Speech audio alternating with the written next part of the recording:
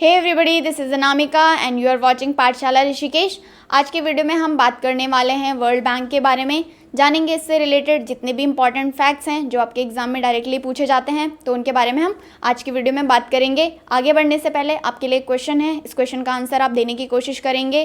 Question क्या है? Who is the current president of the world bank group? मतलब world bank group के जो अभी हाल फिलहाल में प्रेसिडेंट कौन है? ये आपके 4 ऑप्शन हैं, आप कोशिश करेंगे आंसर देने की। बाकी आंसर मैं आपको वीडियो के लास्ट में दे दूँगी।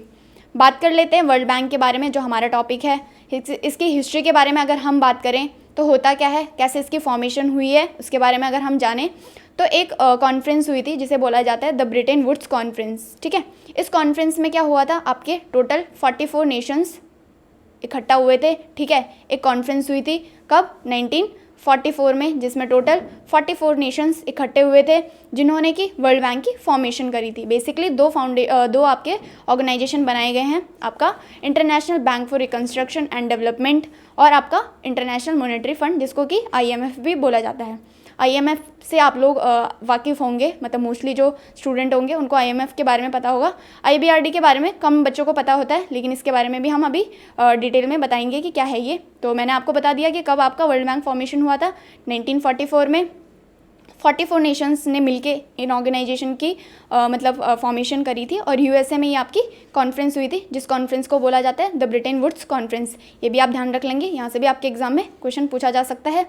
ठीक है, तो ये हमने बात कर ली। बाकी अगर हम देखें कि इनका ऑब्जेक्टिव क्या था, क्यों इनकी फॉर्मेशन की गई थी, तो आपको पता होगा 1939 से 1945 तक वर्ल्ड वॉर सेकंड चल रही थी। तो इस टाइम पे क्या हुआ कि जब वर्ल्ड वॉर सेकंड चल रही थी तो आपको पता है वॉर में क्या होता है कि डिस्टर्बेंस, मतलब बहुत ज़्यादा कियोस हो जाता है कंट्रीज़ के बीच में, बहुत मतलब जान माल की हानि होती है। तो इस हानि को भरने के लिए जो ये 44 नेशंस थे, इन्होंने कॉन्फ्रेंस बैठाई और उसमें बोला गया कि मेनली जो यूरोपियन कंट्रीज़ होती हैं मतलब क्योंकि उस टाइम पे ये था कि यूरोपियन कंट्रीज़ जो थी उनको ज़्यादा हानि पहुंची थी, तो इनके डेवलपमेंट या इनके रिकंस्ट्रक्शन के लिए ये आपका IBRD बना गया या IMF बनाई गया। दोनों की फॉर्मेशन कब हुई थी? 1944 में। ठीक है, तो मेनली जो थी आपकी यूरोपियन कंट्री, वैसे पूरे वर्ल्ड के लिए ही बनाया गया था कि जो भी पुअरर कंट्री होंगी या फिर जो भी गरीब कंट्री होंगी उनके रिकंस्ट्रक्शन या उनके डेवलपमेंट के लिए आपका IMF और ये आपका IBRD बनाया गया था। अभी हम बात कर रहे हैं वर्ल्ड बैंक के बारे में। अगर हम वर्ल्ड बैंक ग्रुप के बारे में पूरा बात करें, ये हमने सिर्फ वर्ल्ड बैंक के बारे में बात करी। अब 2 टर्म आपको कंफ्यूज करेंगी कि वर्ल्ड बैंक क्या है और वर्ल्ड बैंक ग्रुप क्या है, तो इसको दूर कर लेते हैं आपकी कन्फ्यूजन को कि क्या है ये। अगर मैं बात करूं कि कितनी कंट्रीज़ हैं आपकी वर्ल्ड बैंक ग्रुप में, तो यहाँ आपकी टोटल 189 कंट्रीज़। ठीक है, तो अगर हम बात करें कि वर्ल्ड बैंक ग्रुप होता क्या है, तो 5 आपके टोटल ऑर्गेनाइजेशन है जिनको मिला के बनता है आपका वर्ल्ड बैंक ग्रुप। टर्म आप ध्यान रखेंगे, वर्ल्ड बैंक ग्रुप और वर्ल्ड बैंक। वर्ल्ड बैंक क्या होता है? वर्ल्ड बैंक आपका सिर्फ IBRD और IDA को मिलके बनता है। इनकी फुल फॉर्म देख लेते हैं, international bank for reconstruction and development, जिसकी मैंने बताया था कि 1944 में इसकी स्टैब्लिशमेंट हुई थी। ठीक है, तो बाद में इन दोनों को मिला के क्या बोल दिया गया, आपका इंटरनेशनल डेवलपमेंट एसोसिएशन और आपका IBRD को मिला के बोल दिया गया कि ये दोनों क्या है? World bank. ठीक है, और इन 5 इंस्टीट्यूशंस को मिला के क्या बोला गया, ये हैं आपके वर्ल्ड बैंक ग्रुप।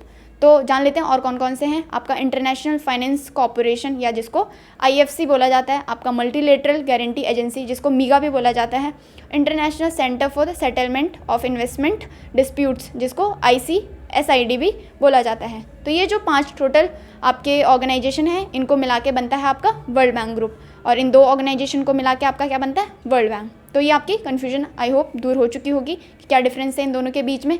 अगर हम इनके काम के बारे में बात कर लें कि क्या काम है, तो जैसे मैंने बताया कि वर्ल्ड वॉर सेकेंड के बाद मतलब क्या होता है कि कंस्ट्रक्शन या डेवलपमेंट कंट्रीज़ का करने के लिए इन ऑर्गेनाइजेशन की मतलब फॉर्मेशन हुई थी।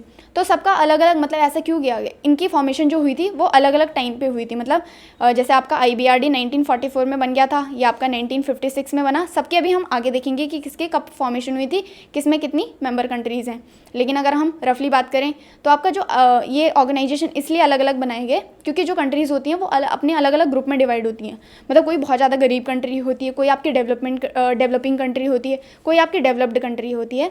तो अलग अलग ग्रुप में इन अलग अलग ऑर्गेनाइजेशन का अलग अलग काम होता है। मतलब किसी का काम आपका लोन प्रोवाइड करना है बिना इंटरेस्ट के, किसी का काम है लोन प्रोवाइड करना लेकिन इंटरेस्ट दे के करना, या किसी का काम होता है कि आपका फाइनेंशियल कॉपरेशन बिठाना 2 कंट्रीज़ के बीच में, या फिर डिस्प्यूट को सुलझाना। तो ये इनके अलग अलग काम है, अलग अलग एसोसिएशन है, अलग अलग इनके काम है। तो अगर हम देख लें रफली इनके क्या क्या काम है, तो जो आपका IBRD है इसका फंक्शन क्या होता है, ये लोन प्रोवाइड करता है, क्रेडिट प्रोवाइड करता है या ग्रांट्स प्रोवाइड करता है, किनको, जो आपकी गरीब कंट्रीज़ होती हैं।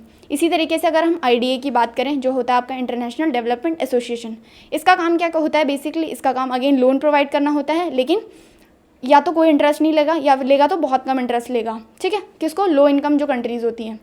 एक एग्जांपल से समझ लेते हैं, जैसे कि अगर मैं अपने किसी दोस्त को पैसे देती हूँ, ठीक है, वैसे देने नहीं चाहिए दोस्तों को पैसे, वापस नहीं आते वहाँ से, लेकिन अगर मैं किसी अपने दोस्त को पैसे देती हूँ, मैं बोलती हूँ कि मैंने तुम्हें पैसे तो दे दिया, लेकिन तुम्हारा जब मन करे तुम तब वापस करना, ठीक है, और कोई इंटरेस्ट नहीं चाहिए मुझे तुमसे, मतलब मैंने तुम्हें जब पैसे दिए हैं तब तुम्हारा जब मन करे तब तुम वापस करो और मेरे को कोई इंटरेस्ट मत दो।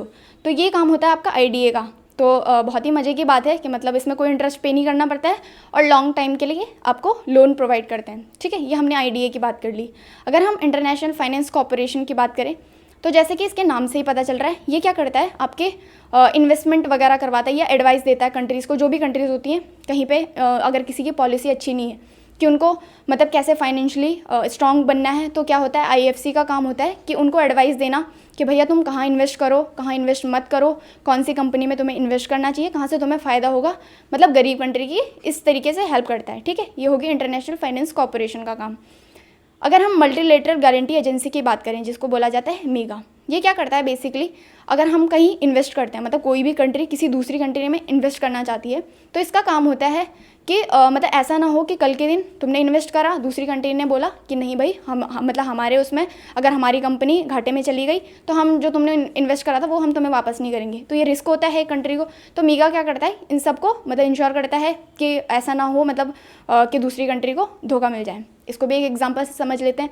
माना मैंने अपने दोस्त को पैसे दिए, ठीक है, अब मैंने पैसे तो दे दिए, उसने बोला था कि मुझे ज़रूरत है भाई दे दे मुझको पैसे, मैंने दे दिए, लेकिन कुछ टाइम बाद क्या हुआ कि उसने मना कर दिया मेरे पैसे वापस करने से। उसने बोला कि भाई कि घर वालों ने पैसे देने से मना कर दिया है, मैंने अपने दोस्त को पैसे तो दे दिए, लेकिन उसके घर वालों ने उसे पैसे देने से मना कर दिया। तो उसने मेरे को बोल दिया कि मैं तेरे पैसे वापस नहीं दे सकती। तो क्या होता है, अब मैं घाटे में चली जाऊँगी, तो मैं कहाँ करूँगी, MIGA को बोलूँगी। मतलब MIGA का ये काम होगा कि वो उसे बताएगा कि भैया तूने साइन करे थे, तुम्हारे सिग्नेचर हो रखे थे कि तुमने इनको मतलब पैसे प्रोवाइड करे हैं, तो तुम इनके पैसे वापस करो, चाहे तुम कुछ भी करो।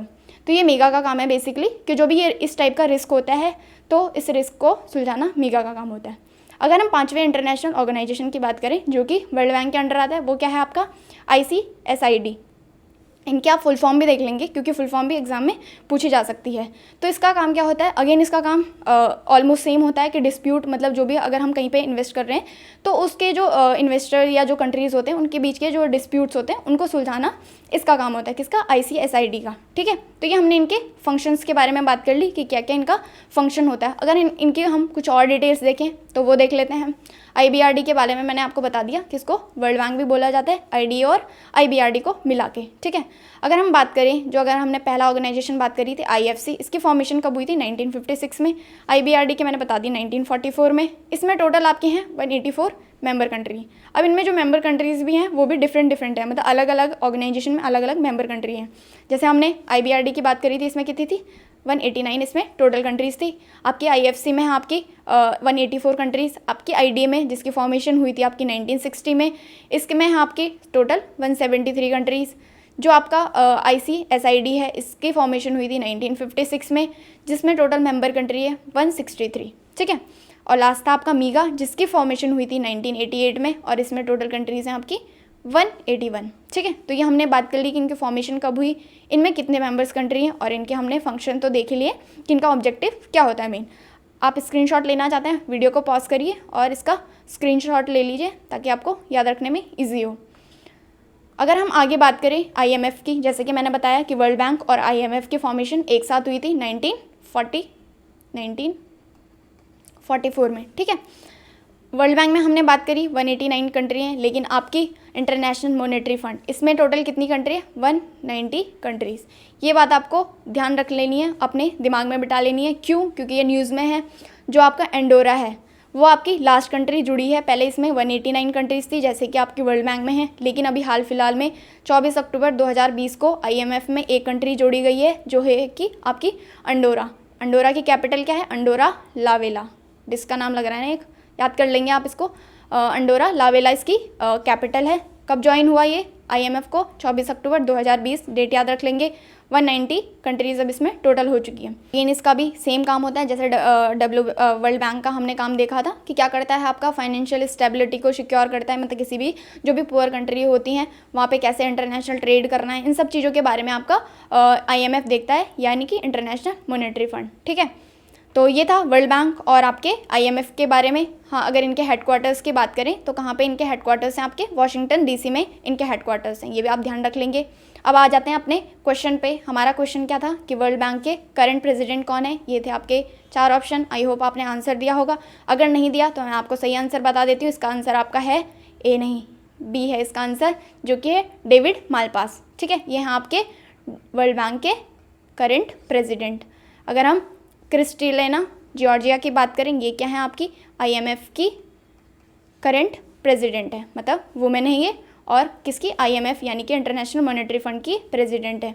तो ये था आपके क्वेश्चन का आंसर। बाकी हमने वर्ल्ड बैंक के बारे में सारी डिटेल देख ली है जो आपके क्वेश्चन डायरेक्टली एग्जाम में पूछे जाते हैं। तो बाकी इसी तरीके की जानकारी के लिए आप जुड़े रहिए पाठशाला ऋषिकेश के साथ। आप हमें इन सोशल मीडिया पे फॉलो कर सकते हैं पाठशाला ऋषिकेश के नाम से। बाकी thank you so much, have a nice day, bye bye, take care.